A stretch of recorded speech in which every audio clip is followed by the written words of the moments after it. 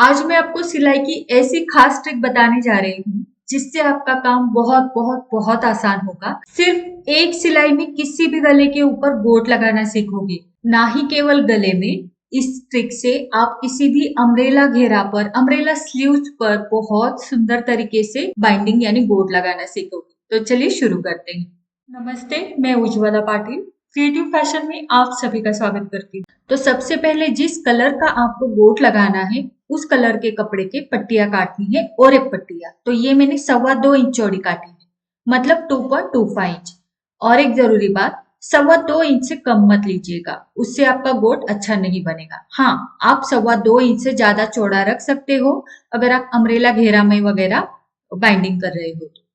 अब इन पट्टियों को हमें देखिए इस तरह से तिरछा जोड़ देना है। तो एक ही अखंड पट्टी तो नहीं निकलेगी, तो पट्टियों को जोड़ना ही। तो मैंने सिलाई लगाकर ले ली है। सिलाई लगाने के बाद इसके जो कान निकलते हैं उनको मैंने कट करके लिया, और जो जोड़ की सिलाई है उसे बीच में से चीर कर इस तरह से नाखून से प्रेस करना है। आप यहाँ पर आयन करके ले तो और अच्छा होगा। इसी तरीके से सारी पट्टियों को मैंने जोड़कर ले लिया है। अब गले के ऊपर जब हम इसको मशीन के ऊपर जोड़ना चाहेंगे तो 2 से 3 सिलाई लगानी पड़ेगी यहाँ पर गोट डालने के लिए।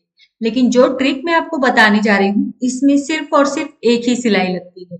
तो इसके लिए मैंने ये फाइल फोल्डर जो होता है उसका प्लास्टिक लिया है। तो हम सभी के पास पुराने फाइल फोल्डर्स होते हैं, या फिर हमारे पास इस तरह का प्लास्टिक बैग्स भी होते हैं, उसका भी आप यूज कर सकते हो। तो ये काफी थिक यानी मोटा होता है और लचीला भी होता है। तो ये थिक होना बहुत जरूरी है, हमें पतला बिल्कुल भी नहीं लेना। तो ये कुछ इस तरीके से मैंने छोटा सा ही पीस काटा है, उतनी ही जरूरत है। अब इसकी चौड़ाई और लंबाई कितनी लेनी है देखो, जितनी भी हमारी पट्टी की चौड़ाई है उतनी ही चौड़ाई हमें इस प्लास्टिक की पीस की रखनी है, मतलब इस प्लास्टिक के टुकड़े की रखनी है। अब जो एक्स्ट्रा का है उसे मैं कट करके लूंगी। चौड़ाई तो हो गई। अब इसकी लंबाई कितनी रखें, तो लंबाई में आप इसको 2.5 से 3 इंच रखो, इनफ होगा। तो ये मैंने रखा है 3 इंच। अब ये तो हो गया, और देखो चौड़ाई 2.25 इंच।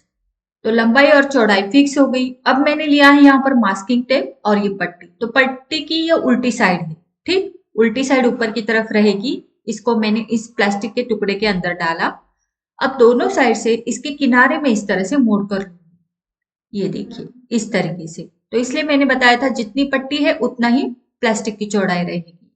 दोनों साइड से अंदर की तरफ मोड़ने के बाद इसे मैं बीच में से फिर से मोड़ कर लूंगी।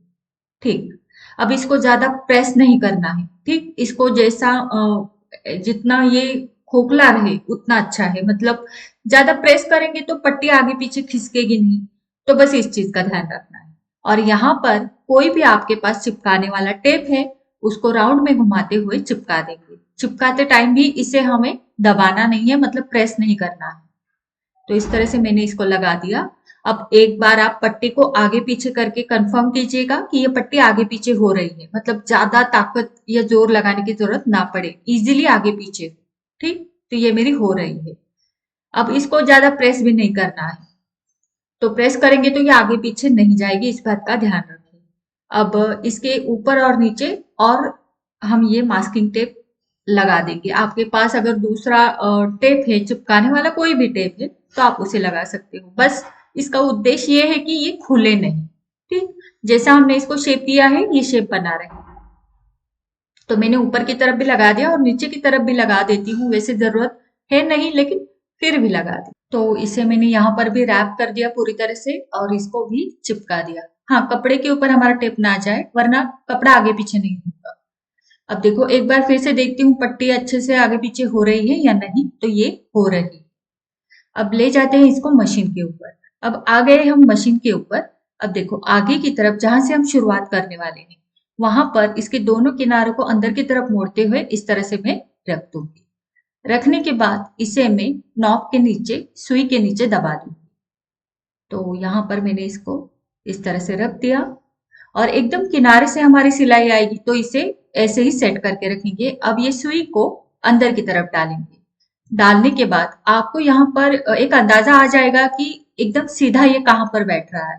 ठीक, अब ये एकदम सीधा लेना है, और ये लगभग आप यहाँ पर इसको फिक्स कर सकते हो, कोई दिक्कत नहीं है।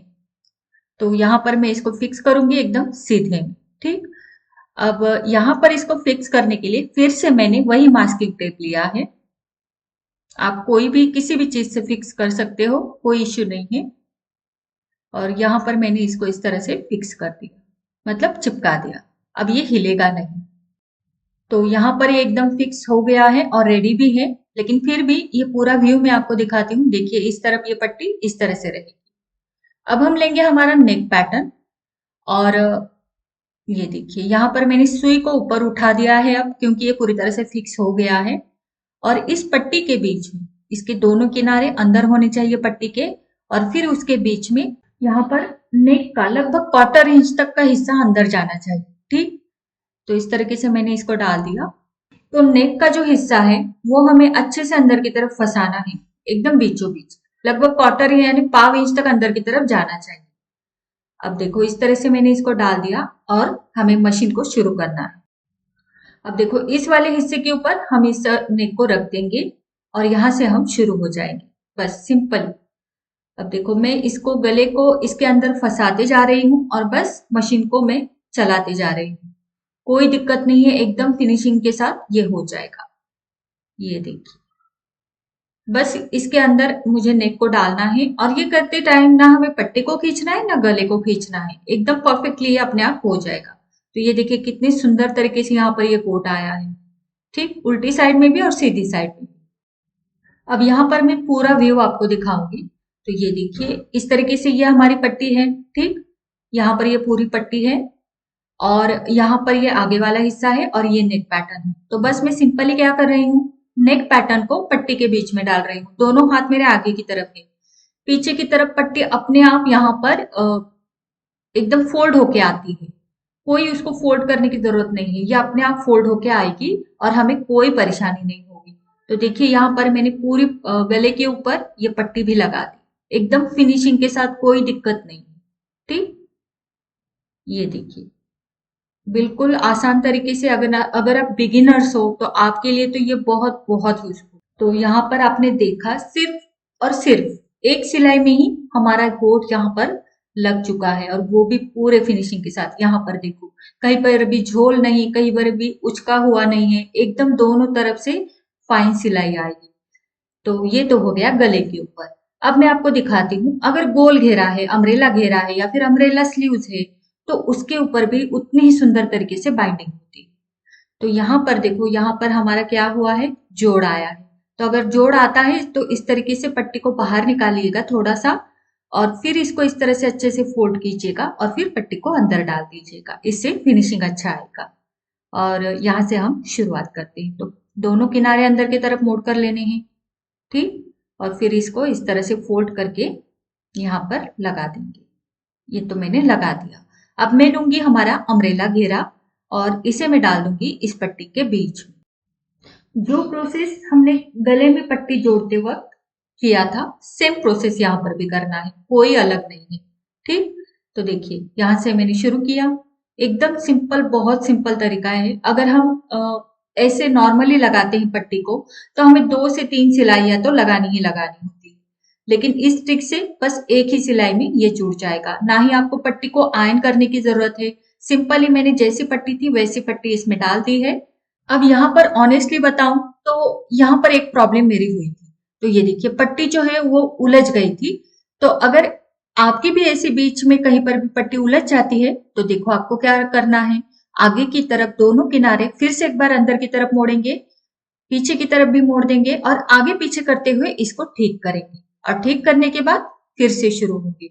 ऐसा कब होता है, जब जोड़ जो होता है पट्टी का वो कहीं पर बीच में आ जाएगा, या फिर पट्टी का चौड़ापन कम ज्यादा कहीं पर अगर हो जाता है तो पट्टी उलझ जाएगी। तो ऐसे में पट्टी को आगे पीछे करते हुए, किनारों को अंदर की तरफ मोड़ते हुए ठीक करना है, और फिर से सिलाई को जारी रखना है। इस ट्रिक से ना हमारा टेंशन भी बहुत हद तक कम होता है, और काफी समय की बचत होती है, और एक ही सिलाई में पूरी की पूरी पट्टी बाइंडिंग यहाँ पर लग जाती है। तो ये देखिए लगभग मेरा पूरा गोल घेरा यहाँ पर कंप्लीट होता आया है। ओके, तो यहाँ पर मेरा ये पूरा राउंड कंप्लीट हो गया है, और यहाँ से मैं पट्टी को कट करूंगी। ये मैंने कट कर दिया। अब देखो यहाँ पर हमें करना क्या है, तो इसे मैं थोड़ा सा अंदर की तरफ मोड़ूंगी और दोनों किनारे अंदर की तरफ मोड़ूंगी साइड से, और इसको मैं इसके बीच में इस तरह से फंसा दूंगी और इसके ऊपर इसको रैप करूंगी जैसा आप वीडियो में देख रहे हैं। बस इसी तरीके से हम यहाँ पर फिनिशिंग कर देंगे और यहाँ से आड़े में एक सिलाई, बस कंप्लीट हो गया। देखो बहुत बहुत सुंदर तरीके से हमारा राउंड घेरा भी बाइंडिंग करके रेडी हो गया है, सिर्फ और सिर्फ एक सिलाई। तो आज की ये ट्रिक आपको कैसे लगी मुझे कमेंट करके जरूर बताना। और हाँ, वीडियो अच्छा लगा है तो इसे लाइक जरूर करना, अपने फ्रेंड्स के साथ, रिलेटिव्स के साथ इस वीडियो को शेयर भी जरूर करना, और चैनल पर अगर नए हो तो चैनल को सब्सक्राइब जरूर कर। मिलते हैं हमारे अगले वीडियो में ऐसे इंटरेस्टिंग टॉपिक के साथ, तब तक अपना ख्याल रखना। धन्यवाद।